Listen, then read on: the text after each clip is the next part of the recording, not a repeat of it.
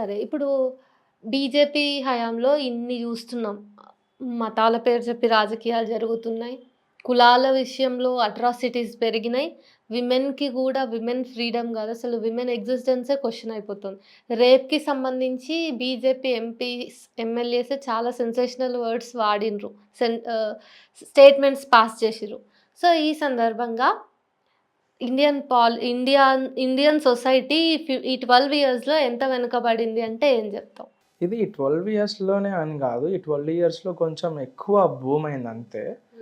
అది గూడా అంటే వాళ్ళొక అజెండాతో వస్తున్నారు గాబట్టి. ఆహ్, ఫ్యాసిజంని ఆల్సో అంటే బీజేపీకి కావాల్సింది ఒక మనిషి ఓట్ మాత్రమే గాదు. ఒక మనిషి కంప్లీట్‌గా గావాలి బీజేపీకి. Okay. Complete in the sense వాడు ఏ బట్టలేసుకోవాలి, ఏ తిండి తినాలి, వాడు ఎవరితో సావాసం జేయాలి, ఎవరితో మాట్లాడాలి, ఎలా మాట్లాడాలి, ఎవరిని హేట్ చేయాలి, ఎవరిని ప్రేమించాలి, అన్నీ బీజేపీ డిసైడ్ చేస్తది. ఏ దేవుడిని మొక్కాలి, I mean like not Hindu, Muslim దేవుళ్ళు. హిందూ దేవుళ్ళలో కూడా ఏ దేవుడిని మొక్కాలి,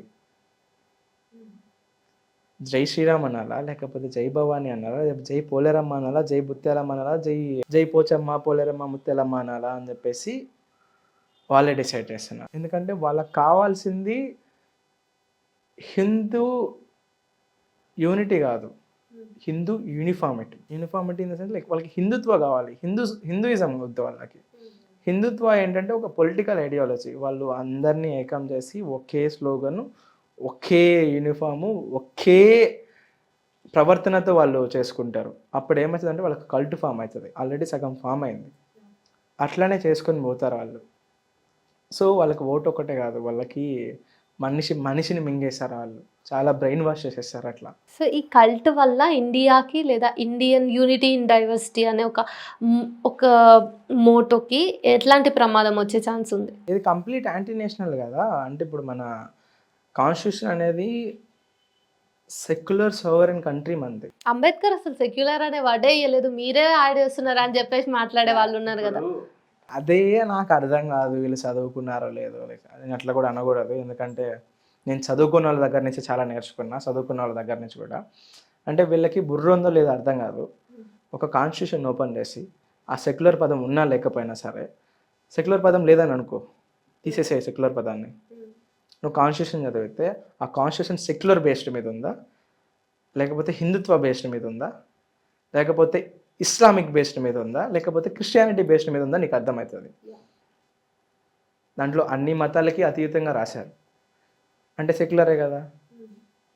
ఒక కాన్స్టిట్యూషన్ అనేది ఏ మతానికి లింక్ అయి కాకుండా అన్ని మతాలకి సమానంగా, కంట్రీని మతానికి లింక్ చేయకుండా ఒక సెట్ ఆఫ్ రూల్స్ ఉంటే దాన్ని సెక్యులర్ అంటారు. దాన్ని యాడ్ చేయకపోయి ఉండొచ్చు, కానీ అది దేని బేస్డ్ మీద ఉంది. ఇప్పుడు సెక్యులర్ దానికి ఒక డెఫినేషన్ ఉంటుంది, ఆ డెఫినేషన్ అక్కడ రాస్తాం. డెఫినేషన్లో ఆ వర్డ్ని వాడం మనం కదా, ఆ డెఫినేషన్ ఆడ ఉంది. అట్లా అని చెప్పేసి ఆ పదం లేదని కాదు.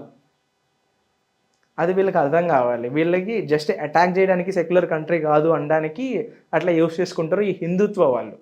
అది యాక్చువల్లీ యాంటీ నేషనల్. వాళ్ళే రియల్ యాంటీ నేషనల్స్. యాంటీ నేషనల్‌కి పూర్తిగా డిఫరెంట్ పర్స్పెక్టివ్ నువ్వు చెప్పినావు. ఓకే. ఈ ఈ వీడియోలో మనం వీలైనంతగా నీ ఒపీనియన్స్ నేను తీసుకోవడానికి ప్రయత్నం చేషినా. ఇంకా నీకు చాలా పొలిటికల్, సోషల్ ఒపీనియన్స్ ఉండొచ్చు. ఇంకొకసారి కలిసి నువ్వు నాకు చెప్దువు.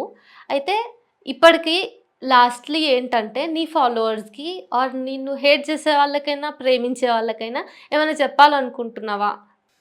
నేను చెప్పాలనుకుంటున్నది ఒకటే. లైక్ ఇప్పుడు ఒక మనిషి ఒక మూమెంట్‌ని సపోర్ట్ చేస్తున్నారంటే ఆ మూమెంట్‌ని నడిపించే అందరికీ అన్ని విషయాల్లో సపోర్ట్ చేస్తున్నట్టు కాదు. లెట్స్ సే నేను సీజేపీ మూమెంట్‌కి సపోర్ట్ చేస్తానంటే నేను సీజేపీకి సపోర్ట్ కాదు. నేను బానిసత్వం చేయట్లేదు సీజేపీకి. అట్లానే నన్ను ఒక 1,00,000 మంది ఫాలోవర్స్ నన్ను ఫాలో చేస్తున్నారంటే ఆ 1,00,000 మంది నేను 10 ఒపీనియన్‌లో మాట్లాడంటే ఆ 10 ఒపీనియన్‌లకి వాళ్ళు అగ్రీ చేస్తున్నట్టు కాదు. వాళ్ళు అగ్రీ చేయొచ్చు, డిసగ్రీ చేయొచ్చు. అదే కదా డెమోక్రసీ అంటే. అగ్రీమెంట్ అండ్ డిసగ్రీమెంట్ 2 ఉండాలి. అట్లా అని చెప్పేసి వాళ్ళు నన్ను క్యాన్సిల్ చేసేయాలి. ఇప్పుడు ఒక పాయింట్ నాలో వాళ్ళకి నచ్చలేదు, అట్లా అని చెప్పేసి వాళ్ళు క్యాన్సిల్ చేయాల్సిన అవసరం లేదు. ఆర్ఎల్స్ లైక్ ఒక పాయింట్ వాళ్ళకి నచ్చింది అట్లా అని చెప్పేసి అన్ని పాయింట్లతో వాళ్ళు అగ్రీ చేయాల్సిన అవసరం లేదు. అగ్రిమెంట్, డిసగ్రీమెంట్ ఖచ్చితంగా ఉండాలి. అట్లానే నేను బీజేపీని క్వెషన్ చేస్తున్నా అంటే నేను కాంగ్రెస్ సపోర్ట్ కాదు. అట్లా అని చెప్పి నేను కాంగ్రెస్ క్వెషన్ చేస్తున్నా అంటే బీఆర్ఎస్ సపోర్ట్ కాదు. బీఆర్ఎస్‌ని సపోర్ట్ చేసి ఇంకొక పార్టీ కాదు. నాకు ఒక మూమెంట్‌లో బీజేపీ నచ్చుతది. ఒక మూమెంట్‌లో కాంగ్రెస్ నచ్చుతది. ఒక మూమెంట్‌లో బీఆర్ఎస్ నచ్చుతది. ఆ మూమెంట్‌లో వాళ్ళు ఏ కాస్ గాని, ఏ మ్యాటర్ అయితే ఉందో ఆ మ్యాటర్‌ని మనం పట్టించుకోవాలి. ఆ మ్యాటర్ వెనకాల ఉన్నవాళ్ళు అంతా మనం సపోర్ట్ చేయగలరు. అట్లానే నేను ఉమర్ ఖాలిద్‌కి టైమ్‌లీ ట్రయల్ రావాలి అంటే, నేను ఉమర్ ఖాలిద్‌కి కాన్స్టిట్యూషన్ పరంగా టైమ్‌లీ ట్రయల్ ఉండాలి అనేది నా ఒపీనియన్. ఉమర్ ఖాలిద్ యాంటీ నేషనలా, టెర్రరిస్టా అని డిసైడ్ చేయాల్సింది కోర్టు. మనం గాదు. ఒకవేళ కోర్ట్ ప్రూవ్ చేసిందనుకో అట్లా, నేను ఉమర్ ఖాలిద్ టెర్రరిస్ట్ అని నేను ఒప్పుకుంటా. కోర్ట్ ప్రూవ్ చేయలేదా? As per constitution, as per law Umar ఖాలిద్‌కి అందరు సిటిజన్ లాగానే ఫ్రీ చేసి బయటకు పంపించాలి. అట్లా ప్రతి ఒక్క దానికి నేను ఉమర్ ఖాలిద్ అనే కాదు ఎవ్వరికైనా సరే, మనం ఒక ఇష్యూలో ఒకరు నచ్చలేదంటే మనం వాళ్ళని క్యాన్సిల్ చేయాల్సిన అవసరం లేదు. ఒక ఇష్యూలో వాళ్ళకి నచ్చారంటే అట్లా అని చెప్పి అందరికీ అన్నిటి సపోర్ట్ చేయాలి. డిసగ్రీమెంట్స్ అండ్ అగ్రీమెంట్స్ ఉండాలి. అది ఎవ్వరితో అయినా సరే. అది చెప్పాలనుకో. చాలామంది అది అర్థం చేసుకోకుండా అగ్రెసివ్ అవుతూ ఉంటారు. కామెంట్ సెక్షన్స్‌కి వస్తూ ఉంటారు. సో, వాళ్ళందరూ అర్థం చేసుకుంటారని నేను అనుకుంటున్నా. And it's nice talking to you Ajay. మళ్ళొకసారి మాట్లాడుకుందాం. సో, మీకు ఈ పాయింట్స్ మీద ఏం ఒపీనియన్స్ ఉన్నాయనేవి కామెంట్ సెక్షన్‌లో చెప్పండి. Thanks for coming here Ajay. చూస్తూనే ఉండండి G8 న్యూస్.